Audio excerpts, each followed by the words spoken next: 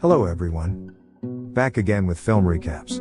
In this video, I'm going to recap one of the thriller mystery films from 2003, titled Identity. Before we get to the storyline, I'd like to wish everyone a happy and great day. Without further ado, let's get straight to the storyline. The movie opens with psychiatrist Dr. Malik reviewing his patient Malcolm Rivers' documents, recordings, and files. According to the records, Malcolm was born to a prostitute and had a traumatic childhood. His mother abandoned him at a local motel when he was 9 years old, and he grew up in an orphanage. An adult Malcolm then brutally murdered 6 people in an apartment complex on May 10, 1998, which was also his birthday.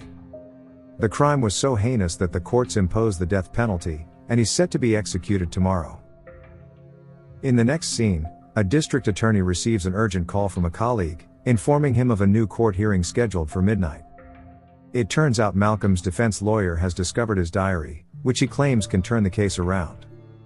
But this only enrages the attorney, and he questions how such a brutal murderer could be granted a retrial mere hours before his execution. The scene then shifts to a motel, where the owner, Larry Washington, is watching TV, while it rains outside. Suddenly, a man named George York bursts in, holding his bloodied wife, Alice, revealing they had been in an accident.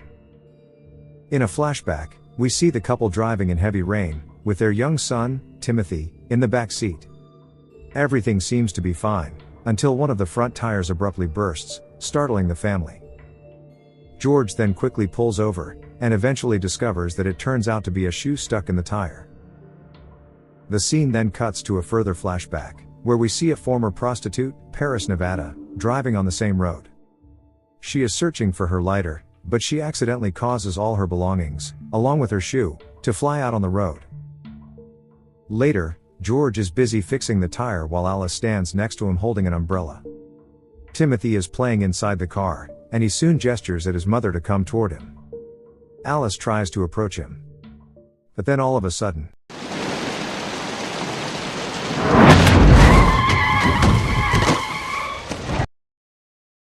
in a subsequent flashback, we see a man named Edward Dakota, driving the actress Caroline Susan, in the limousine. Caroline's phone battery suddenly dies, so she asks Ed to look for a charger in the suitcase lying next to him. But he soon gets distracted from the road and ends up hitting Alice. A horrified Ed wants to help the poor woman, but Caroline insists they should drive away instead. Ed ignores her and gets out of the car anyway to check on Alice. Not far away, Paris is driving along the same road but discovers that it has been washed away. She tries to turn back, but ends up crashing into a lamppost instead. Meanwhile, Ed gathers everyone in his limousine, and takes them to the nearby motel. The owner Larry tries to call an emergency service, but learns that there's no signal due to the rain, so he reveals that there is a hospital 30 miles from the motel. Despite the bad weather, Ed immediately volunteers to drive, as he feels responsible for the woman's condition.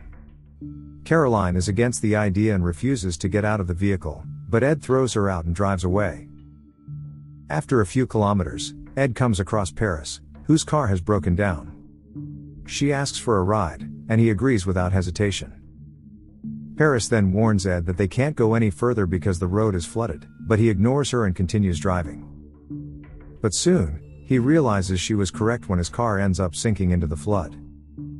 Just then, another car arrives from the opposite direction, driven by a couple named Lou and Ginny Eziana. Ed asks for their help in heading to the hospital, but the couple reveals that the road in the opposite direction is washed out even more. With no other option, they all decide to return to the motel and stay there tonight. Before leaving, Ed takes a revolver from the glove compartment of his limo. Upon returning to the motel, he informs George that they are stuck here for now, and cannot get out tonight. Meanwhile, Larry checks in all the guests, and then directs them to their respective rooms. A little later, a cop named Rhodes arrives at the motel with a prisoner in his car.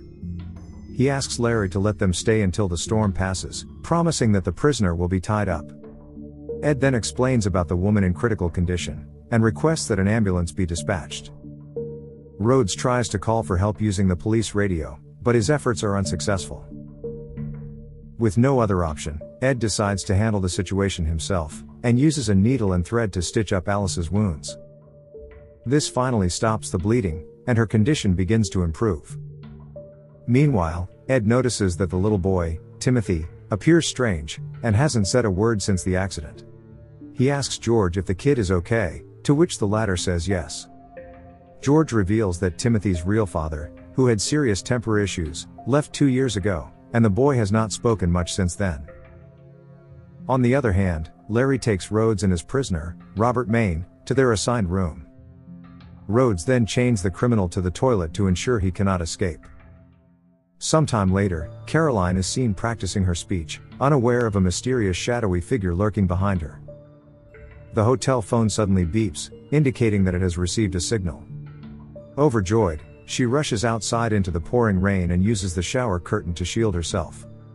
She begins wandering around, trying to find a stronger signal on her phone. But then all of a sudden,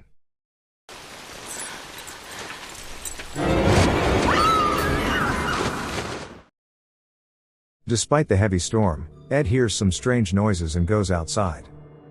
He discovers a broken shower curtain hook and, after walking a short distance, comes across another. The trail leads him to the laundry room, where he notices several washing machines running, and hears something spinning in one of them. Ed checks them one by one, and soon comes across a horrific sight: Caroline's blood-soaked clothes wrapped around her head. Rhodes and Larry also arrive at the scene, and both are equally stunned. The trio examines the washing machine, and discovers the key to room 10, which is Rhodes' room. Without wasting any time, they all head towards there and are shocked to discover that Robert has escaped. Ed then gathers everyone in the main hall, and tries to delicately explain what has happened. However, Larry ruins everything by blurting out that Caroline is dead, and the murderer has escaped. This causes panic to ensue, but Ed calms everyone down and reveals that he is a former cop. He then pulls out his gun, and decides to team up with Rhodes to track down the killer. During this, we see that the motel owner Larry doesn't seem to care, and instead sneaks into Caroline's room to steal her money.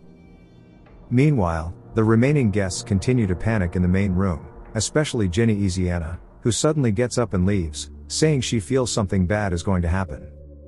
Lou and Ginny rush into their room together, where the couple continues to argue. It is revealed that they recently married because Ginny claimed to be pregnant. However, here she finally admits that she is not pregnant, and that she lied to get him to marry her. This revelation enrages Lou, prompting Ginny to lock herself in the bathroom. Lou starts banging on the bathroom door, but Ginny tells him to leave her alone. But moments later, the banging finally stops, and everything falls eerily silent. A worried Ginny then tries to leave the bathroom, but to her shock, she notices the shadow of someone attempting to attack her with a knife. Ginny locks herself in the bathroom again, and then climbs out the window and falls right into Rhodes' hands. Ed and Rhodes enter the room, and they are shocked to discover Lou dead, having been stabbed several times. Elsewhere, Robert has managed to escape from the motel and runs toward the desert. He soon notices several buildings with lights on and rushes toward them. Robert then breaks down the door of one of them and enters inside. But to his utter shock, he realizes that he has strangely returned to the motel from which he had just escaped. This time, Ed and Rhodes catch up with him, and hand him a solid-ass whopping until he's knocked unconscious. They then tie him to a chair and ask Larry, who is holding a baseball bat, to watch him. Later, Ed and Paris return to Lou's room to take crime scene photos. While examining the dead body, Ed is shocked to find a key with the number 9 in Lou's hands. The two inform Rhodes about it, and then they notice Larry, who was supposed to be watching Robert, leaving his office. They immediately call him, and rush to find Robert, only to discover that he has been brutally killed, with the number 8 key nearby. His throat is impaled with the baseball bat, leading them to suspect Larry as the murderer. The motel owner denies killing anyone, but things only get worse when they discover Caroline's wallet on him. Realizing he cannot convince them, Larry holds Paris hostage. But then,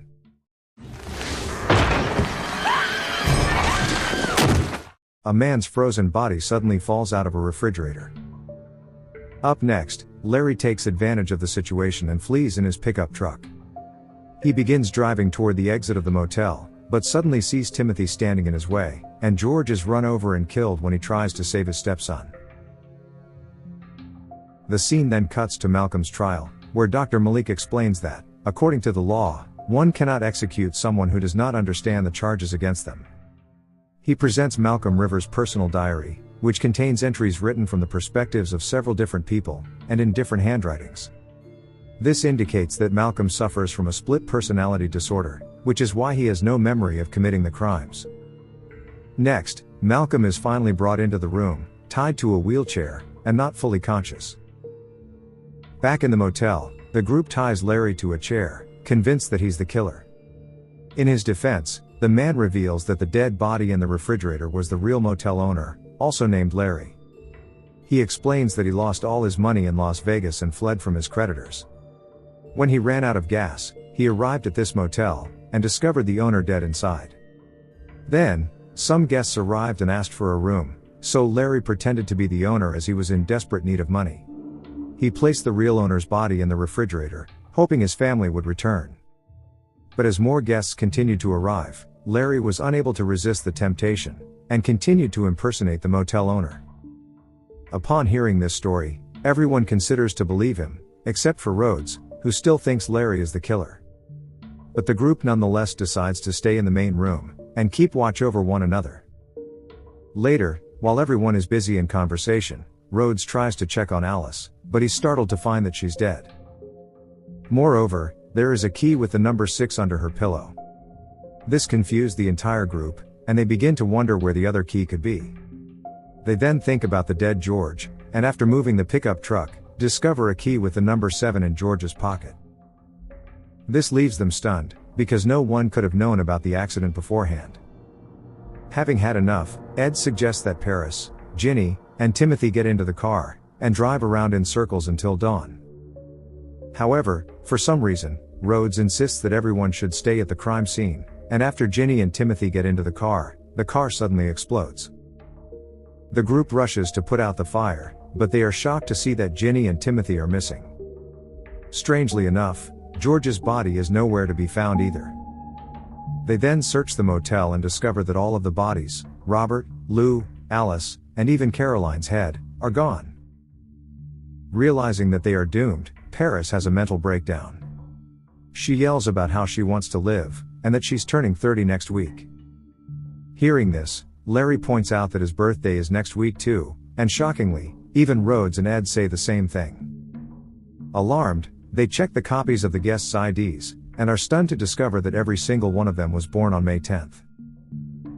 At this moment, a lightning bolt suddenly strikes the roof of the motel, and the power goes out. Ed continues looking at the IDs, and notices that they are all named after states: Dakota, Rhode Island, Nevada, Washington, Carolina, Virginia, and Louisiana, New York, and Maine. Ed then enters a trance-like state, and begins hearing a voice speaking to him. Seconds later, he suddenly wakes up in a hearing room, where Dr. Malik and the others are sitting. The doctor then tells Ed that he missed his appointment, and asks where he was. In response, he recounts everything that happened at the motel. Upon hearing the story, Dr. Malik pulls out a picture of Malcolm and asks if he recognizes him, but Ed denies it. Another man then shows him photos of Malcolm's murders, but Ed is perplexed and has no idea what is going on. Dr. Malik reveals that Malcolm had a very difficult childhood, which led him to develop several split personalities. He then gives Ed a mirror, and we shockingly find out that he is none other than Malcolm. The doctor explains that Ed is just one of Malcolm's personalities, and not a real person. But despite having a completely different face, Ed refuses to believe in the theory. He begins recounting his life as Ed, talking about his home, family, and his job as a cop. However, Dr. Malik calmly explains that it's all a fantasy. In reality, all of the people at the motel are simply personalities created by Malcolm. It turns out that one of these personalities is particularly evil, and is responsible for the murders. The massacre at the motel is actually the evil personality trying to suppress the 9 others to gain complete control of the mind. Dr. Malik then assigns Ed a mission to find and kill this murderous personality. By doing so, Malcolm would regain his sanity in real life, and thus avoid the death penalty. Seconds later, Ed wakes up a short distance away from the motel. Meanwhile, Rhodes finds the switchboard, but there is nothing there. Paris, on the other hand, is searching for a flashlight in the police car, but she's shocked to find documents detailing the transportation of 2 prisoners, Robert and the damn Rhodes. A brief flashback then shows the same police car driving down the highway, carrying Robert and Rhodes dressed as prisoners. Rhodes takes out a small knife from his socks, and kills the officer from behind the seat, before taking his clothes. In the present, Paris opens the car's trunk and eventually discovers the real cop's body. Terrified, she runs back into the motel, calling for Ed and Larry. But she's soon confronted by Rhodes, who realizes that his cover is blown. Just then, Larry shows up and hits Rhodes with a fire extinguisher. Unfortunately, the criminal quickly recovers and shoots Larry in the chest, while Paris runs away from the scene. Later, while hiding, Paris finds Ed and explains everything to him. He calmly tells her to stay put, and assures her that everything will be fine. Ed then heads off to confront Rhodes, and when the two find each other, they engage in an intense gunfight. Rhodes shoots Ed several times, but soon runs out of bullets. Taking advantage of this, a wounded Ed shoots the criminal multiple times, until he eventually dies. In the aftermath, Paris rushes to Ed and assures him that she will get help. But it's already too late, and he soon passes away, leaving her devastated. As the storm finally subsides, Paris takes the pickup truck, and drives away from the motel. The scene then cuts to real life, where Dr. Malik claims that the evil within Malcolm has been destroyed. This means that he's no longer a threat to society, and now only needs proper treatment. The judge is also convinced, and orders Malcolm to be committed to a mental institution under Dr. Malik's supervision.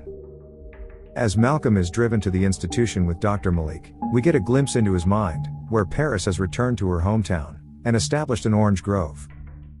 One day, while she is working on her yard, she is shocked to discover the key to room number 1 buried underground.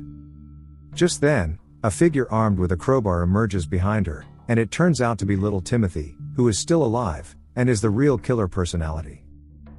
We then see a series of flashbacks that reveal how Timothy orchestrated all of the deaths at the motel, including faking his death. In the final scene, Malcolm does his best to suppress the boy's personality, but the boy kills Paris and takes over completely. When Dr. Malik opens the hatch to speak with Malcolm, he quickly strangles the doctor. And this is where the movie ends. Okay guys, thanks for watching. See you again in the next video.